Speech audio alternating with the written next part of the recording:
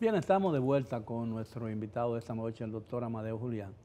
Yo quiero seguir hablando nuevamente del tema de la historia.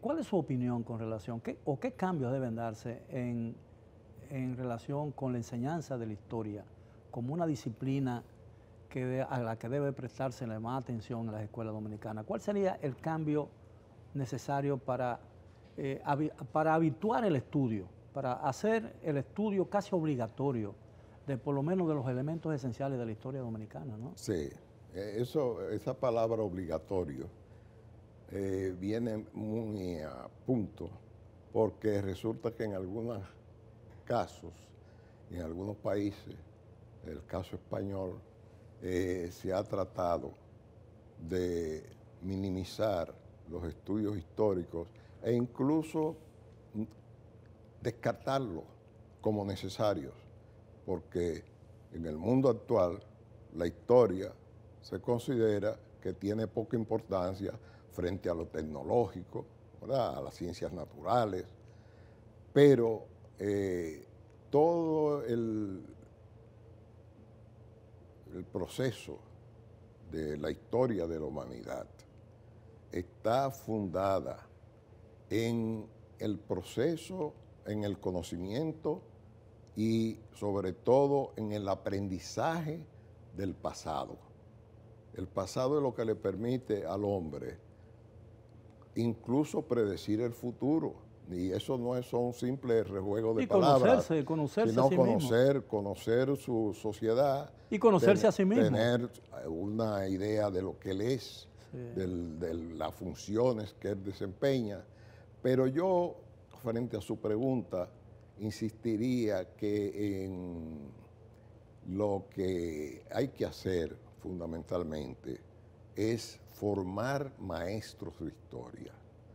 Formar maestros de historia y sobre todo hacer mucho énfasis, no en el relato, en la exposición de una cronológica, por ejemplo. Sí, de una situación histórica, sino la explicación que a través de la metodología, de las teorías, Las causas permiten la explicación. Las causas de cada episodio histórico. La explicación, sí, de sus causas y incluso de sus manifestaciones, de los hechos que han dado lugar a ese acontecimiento, aunque la palabra acontecimiento se ha también querido borrar del lenguaje de los historiadores, porque los acontecimientos son los hechos singulares. Y es verdad que la historia trata de hechos singulares, pero hechos que se repiten en diferentes formas y por eso están sujetos a leyes. Si no estuvieran sujetos a leyes, fuera un caos y no pudiera enseñarse tampoco, porque lo que se enseña es precisamente aquello que tiene cierta regularidad y que se expresa de una manera que se puede prever lo que va a suceder. Hay quienes dicen que hay episodios importantes, no quiero decir acontecimientos, episodios importantes, etapas importantes de la historia dominicana que han sido minimizadas su importancia. Por ejemplo, dicen algunos, la llamada independencia efímera, que no se considera como un hecho histórico relevante, aunque para mí fue realmente el primer pronunciamiento que hubo en el país, ¿no? Que haya perdurado o que se haya mantenido es otra cosa, ¿no? Porque habían fuerzas superiores. Quienes lo minimizan entienden que fue extemporáneo y que el país no habían las condiciones necesarias históricas y de otra naturaleza y sociales y políticas para hacer la realidad esa independencia en esa época. Sí, ahí hay varias cuestiones que hay que analizar. Primero, que el pronunciamiento lo hace Núñez de Cáceres, que es un alto funcionario del gobierno español. Segundo, que hay en el pueblo dominicano no hay una posibilidades de comprensión de ese hecho por su aislamiento. en el estado en que se dio.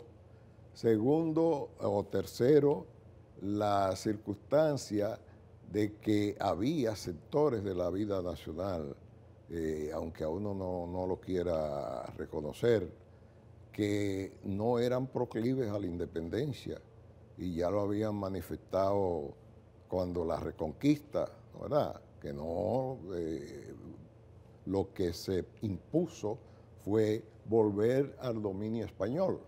Ahora bien, cuando Núñez de Cáceres hace el pronunciamiento el 1 de diciembre de 1821, es un pronunciamiento que también tiene dos cosas. Primero, depende de sus gestiones frente a la Gran Colombia, porque no independiza al país pura y simplemente frente a la amenaza haitiana que estaba inminente, ¿verdad? La invasión de los haitianos a la República, y eso misma quizás ha contribuido a que se diga que, bueno, que Núñez de Cáceres no se puede decir que se precipitó, porque lo que él estaba era reaccionando frente a lo que él veía que se iba a producir, que era la invasión haitiana. Entonces, lo que le faltó a Núñez de Cáceres fue apoyo popular, apoyo en el sentido de un proceso que tuviera, como tuvo la independencia nacional, una fase previa de preparación desde el 18 de enero de 1844, cuando se hace el manifiesto, ¿verdad? Y se hace circular. No, y la Trinitaria. Por ejemplo, ¿usted sabe cómo se hizo circular en el sur? Creo que era Eusebio Puello, que tocaba clarinete, y se armó de su clarinete, cogió para el sur, que era donde tenían influencia y tenía liderazgo, y entonces en cada lugar donde él creía que podía posicionarse, hacían un baile, él con su clarinete tocaba, y en medio del baile, después que la gente ya estaba metida también en otra bebidas cosa, y en todo, entonces se leía el manifiesto, y así se difundió. Bueno, pero había también un trabajo previo en la Trinitaria, ¿no? Que infundió el sentimiento nacional. Pero en la élite. En la élite. Eso iba a decir, es decir, quizás... Este es un plan que es a nivel nacional, de difusión, y coge Eusebio Puello, creo que era para el sur, otro para el este y otro para el norte, a recabar partidarios y a difundir la idea. Quizás pueda decirse que en 1821, cuando toma la decisión José Núñez de Cáceres, todavía no había una élite consciente del valor de la independencia en la República Dominicana. Él estuvo un poco solo, sí, incluso con conflictos con incluso autoridades españolas aquí, y eso, el estar aislado.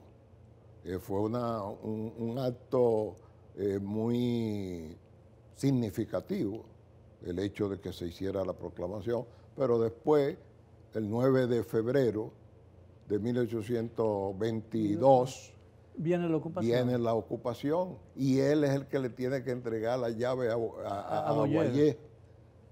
Así es. Son las curiosidades de la historia. Ahora, evidentemente, la lucha por la independencia latinoamericana es el resultado del esfuerzo de los criollos, de la élite que quiso independizarse, que eran muchos de ellos hijos de colonizadores, ¿no? Se dio en toda América del Sur con Bolívar, se dio aquí también.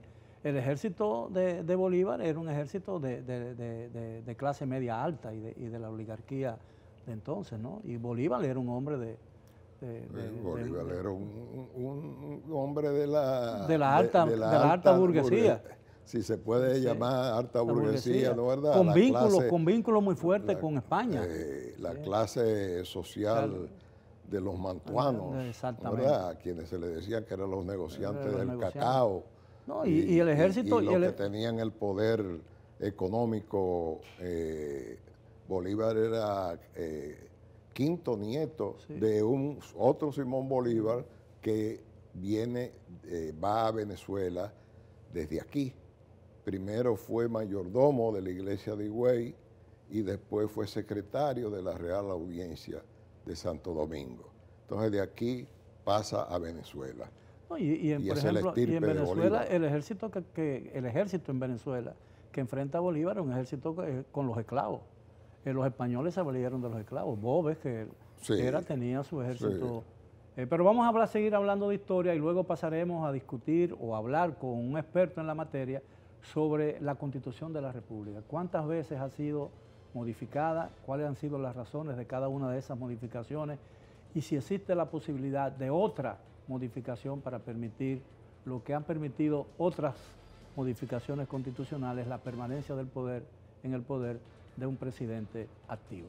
Regresamos después de la pausa, continúan con nosotros en Edición Nocturna.